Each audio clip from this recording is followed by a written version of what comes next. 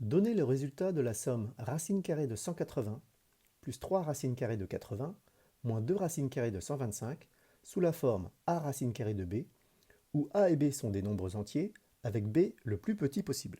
Je vais procéder en 3 étapes et utiliser 2 résultats.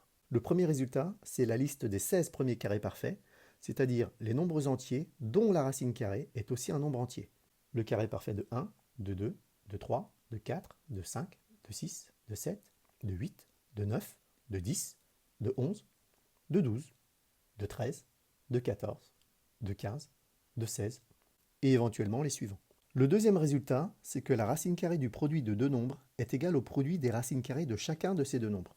Racine carrée de a fois b est égale à racine carrée de a fois racine carrée de b. Première étape. Pour chaque nombre qui se trouve sous une racine carrée, je vais chercher toutes les décompositions en produits de deux nombres entiers. Le premier, 180. 181 est évidemment égal à 1 fois 180. Mais c'est aussi égal à 2 fois 90, à 3 fois 60, à 4 fois 45, à 5 fois 36, à 6 fois 30, à 9 fois 20, à 10 fois 18, à 12 fois 15, à 15 fois 12. Comme le dernier produit s'est inversé, je n'ai plus besoin de continuer. Le deuxième, 80.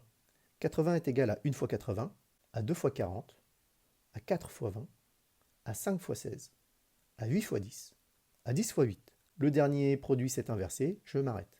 Le dernier nombre, 125. 125 est égal à 1 fois 125, à 5 fois 25, à 25 fois 5. Le produit s'inverse, je m'arrête. Deuxième étape, je vais repérer tous les produits où apparaissent un carré parfait. Pour 180, j'ai 1, 4, 9 et 36. Pour 80, j'ai 1, 4, 16. Et pour 125, j'ai 1 et 25. Parmi toutes ces décompositions, je vais choisir celle où apparaît un facteur commun.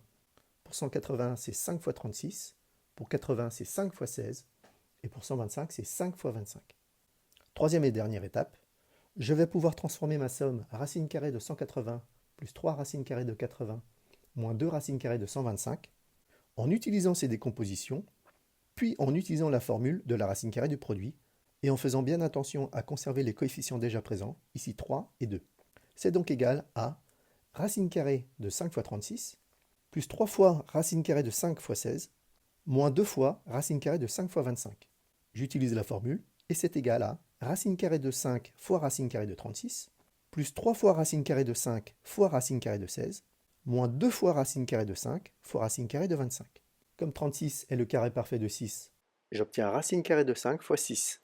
16 est le carré parfait de 4, ça donne plus 3 fois racine carrée de 5 fois 4. Et 25 est le carré parfait de 5, moins 2 fois racine carrée de 5 fois 5. Je simplifie les produits et j'obtiens 6 racine carrée de 5 plus 3 fois 4, 12 racines carrées de 5, moins 2 fois 5, 10 racines carrées de 5. Pour finir, je regroupe mes radicaux, 6 plus 12 moins 10, soit 8 racines carrées de 5. Donc, racine carrée de 180 plus 3 racines carrées de 80 moins 2 racines carrées de 125 est égal à 8 racines carrées de 5. Maintenant, c'est à toi de jouer. Sur une feuille correctement présentée, tu feras ces exercices.